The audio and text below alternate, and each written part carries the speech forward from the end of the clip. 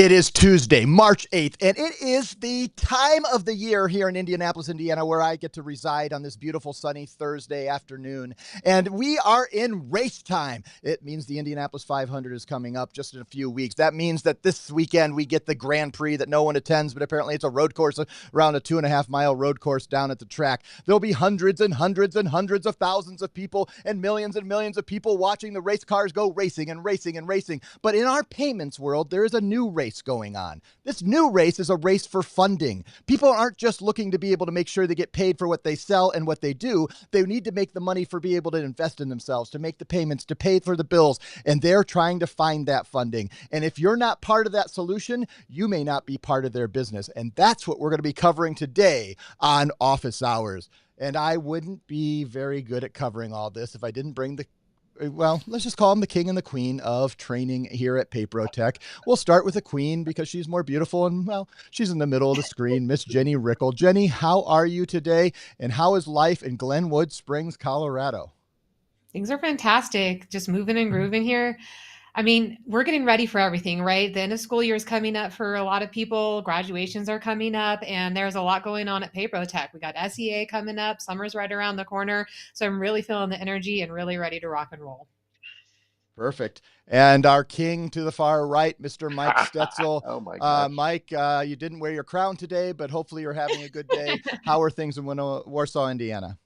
I got a haircut, so I didn't want to wear the Oh, crown there you and go. mess all of that up. But That um, that that was an expensive haircut, I bet, Mike. I just you telling you. are unfortunately correct. You know where I go, and it costs the same whether you have a lot of hair or not. But I should be getting subsidized haircuts, Anyway, things are great in Warsaw. It's going to be close to 70 again today, and it's sunny. And for those of you that don't live in a world with four seasons, you don't know the feeling, but it's exciting. So here we are, and we're going to talk today about getting helping your merchants get some money when they need it.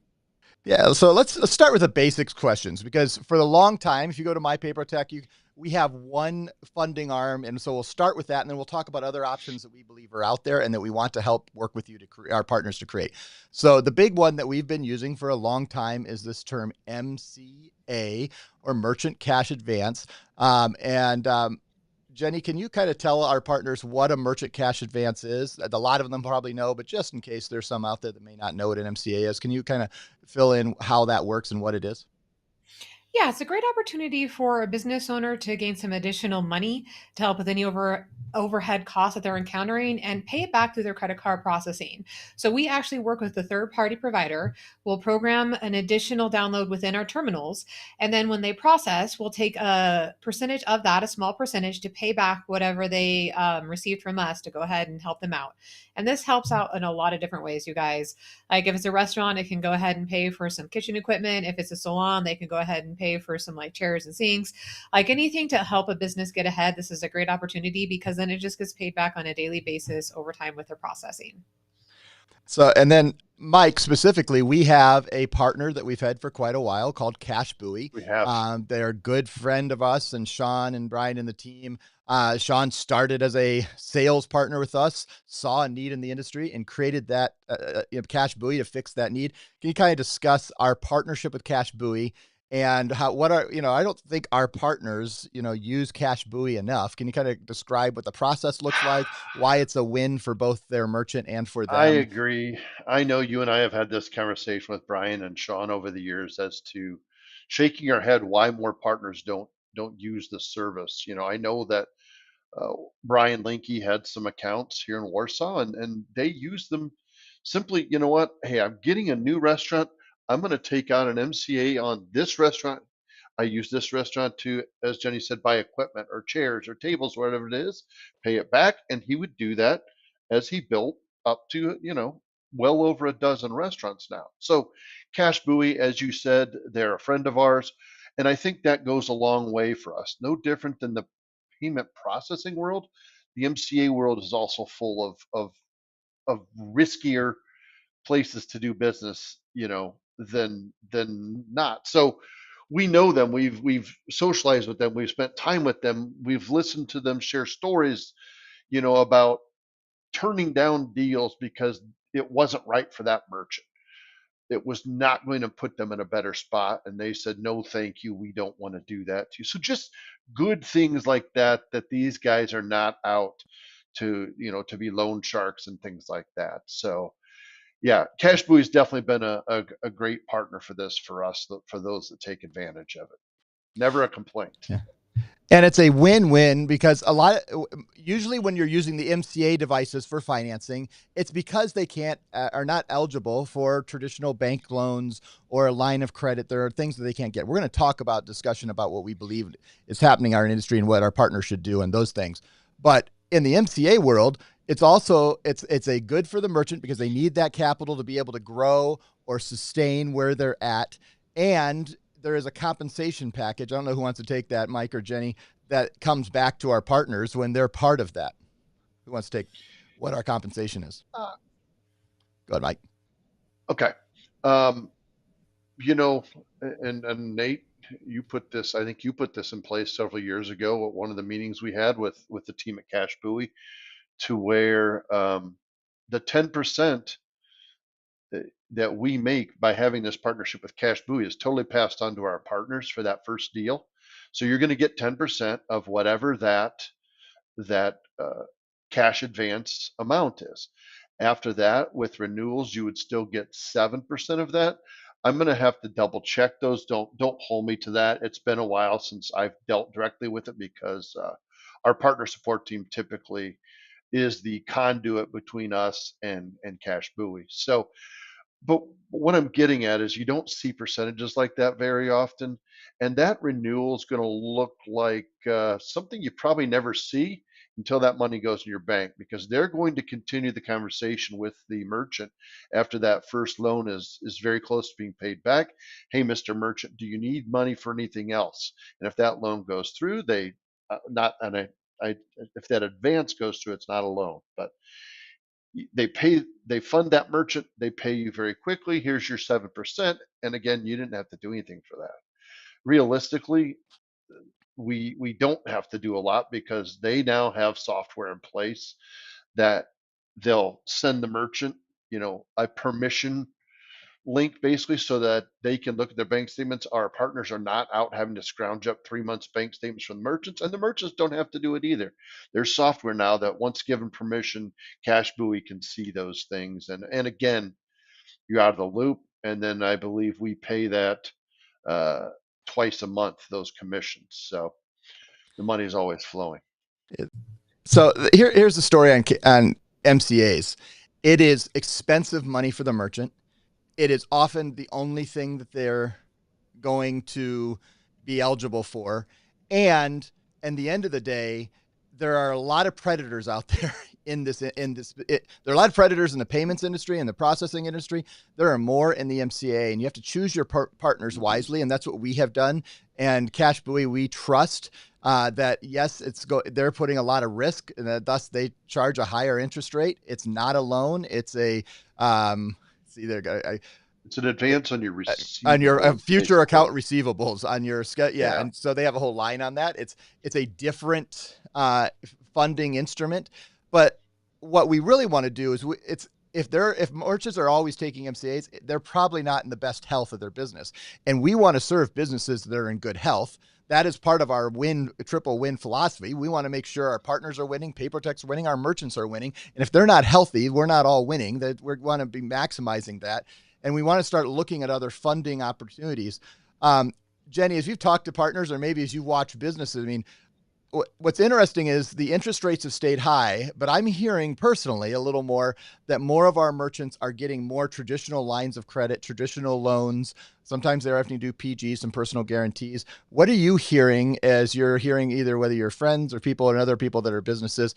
And as we try to talk about, hey, maybe we need to have something to do with traditional financing. Absolutely. So really, it just comes down to, I mean, inflation is high, right? Cost has been rising for a few years now, and businesses are trying to go and be a little bit cautious about the payback, right? So cash advances are a great opportunity to utilize because it goes back through the processing, but there's other avenues, and that's where we can help with that as well, right? So if they needed traditional financing, right, where they pay back payments, there's an interest rate and things like that. We could definitely live in that world as well, just to provide another option, right? Maybe somebody doesn't want to do it through their credit card processing and it's just easier and things like that, accounting and reconciliation and going down that avenue. There's other options as well, and that's what I really love about PayProTec as a whole, is that we are not just a one-stop shop. Like they need an MCA, or maybe if they want to talk about a small business loan, come talk to us, right? We can help. And I think a lot of it, Jenny, you're right, is it's we want to be the access and the place where they come and ask the questions. And if they're going to come and ask us questions about traditional financing, we need to have answers and we need to have partnerships. And we're in the process of bringing on a few partners where we'll be able to say, hey, this is someone we trust. We're not quite there yet, but what we do know is we have, I would guess, 100+ partners that already are selling financing and have good referral partners, or they're doing it themselves and they have good deals with local credit unions or with third parties, or they've become an SBA loan reseller. There are all kinds of things that they may have done to be part of that. And we want to start being a sounding board for that. And we want to hear the stories of what you're doing to be able to find that. And the other thing in your communities, you need to keep your ear as close to you can to the local credit unions, to the local banks, and find out what they're doing and how often they are funding small businesses. So a lot of times what you're going to find is, especially in smaller communities, you're going to find that often that the big banks don't want to touch the individual single location and give them a loan. But you may find that the smaller banks, the community-based banks, the banks that maybe have a smaller footprint here in the US and thus a smaller depository, they may be willing to take an investment in that and be able to put a loan together. And you want to know what they're doing because you want to make sure that you're not being beat out by the competition by someone who's doing bundling and saying, hey, we're going to do processing and here's your merchant. We're just going to put it all together. You want to be that person. So you need to start putting your package together and your referral and saying, hey, here's a great referral off, and building friendships in the financing world. Mike, you've been in business for a lot of times. You worked in hospitality before this. I think for the most cases, a lot of times merchants are scared to go to their banks because they've said no so many times. But there's now new mechanisms and online ways, and AI is changing risk assessment by heart. I think it's important for our partners to make sure they fully understand the financing opportunities for our merchants because they're getting money somewhere. They need to be getting it through us because we don't want them taking their processing somewhere else. So what do you think? Say the last part again. Sorry, I heard something outside, and Hey, I that's was all right. also That's answering squirrel, I squirrel, was answering a squirrel. chat too. That's So right. yes. So I was saying it's important for our partners to understand what the financing options are for their merchants and being in part of that creation of that connection. Because if they're not, the merchants are getting funding somewhere, and if they Yes. aren't, you got to do it. And I mean, I was just asking for what you think because you've been in business for a long time. When you were general managing the Ramada there in Indianapolis, Wyndham, or Indianapolis, in Warsaw. I live in Indianapolis. There is financing going on all the time, and you got to work with the banks. And a lot of times, our into smaller businesses were scared. I don't think they should be scared anymore, and I think we should be the ones that are helping build those relationships and get them into more traditional financing roles. I think that you're right there. I remember, and my bosses didn't just own a hotel; they owned a live theater next door, and that income is very, can be very up and down, and so I know that having a relationship with a local banker was great for them because it meant that when it came time to renew a loan or look at a different or additional loan or whatever the case was, there was a person coming to their office to chat with them. And it was somebody they had known for 20 years. And so in that case, the owners were not afraid. They went and they said, here's where we are, here's the facts, lay this all out. What can we do? And I think it takes a little bit of commitment on the owner's part, and why, as you said, shouldn't we be the one in there building trust and showing them the way to a company, whether it's Cash Buoy or whether it's some of the other options we're going to start promoting in the near future. And you can describe Cash Buoy as, I know that the folks I've done business with at PayProTec for the last 5 years have done business with this company for 10. And so you have those things just like the local banker. Hey, I've been at this bank for 10 years. I see you and your wife at the grocery. You can use those same techniques to um, to create that additional relationship for you. And whether it makes you a lot of money or not, I think it makes it so you're the go-to business consultant as much as anything else.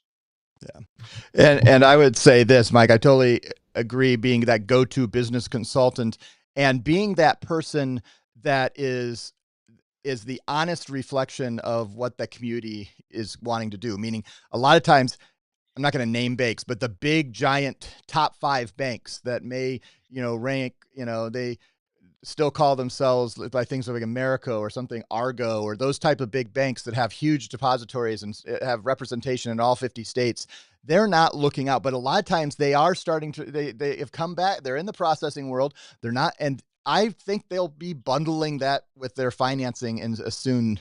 And we've already seen Square is out there doing it. Our big Mm. competitor out there in the market, they were doing MCAs. They have a bank charter. Their Block, their parent company, has a bank charter in the state of Utah. They're going to be running a whole financing product tied to what their processing is. And we need to be ready for that. And as the banking as a service gets into it, we're going to be talking about that more in the coming months and providing opportunities, because we have beat the banks before. Because they, we don't lose often when we go head to head with the banks when it comes to a processing or point of sale.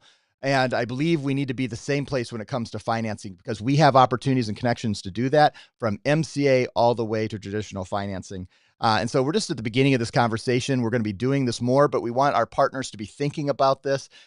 Any closing comments on where our merchants can get financing and some of this conversation of moving on, not making sure we're utilizing MCA? I'll answer that question. Mike, you answered it in the chat, but let me pull that up here.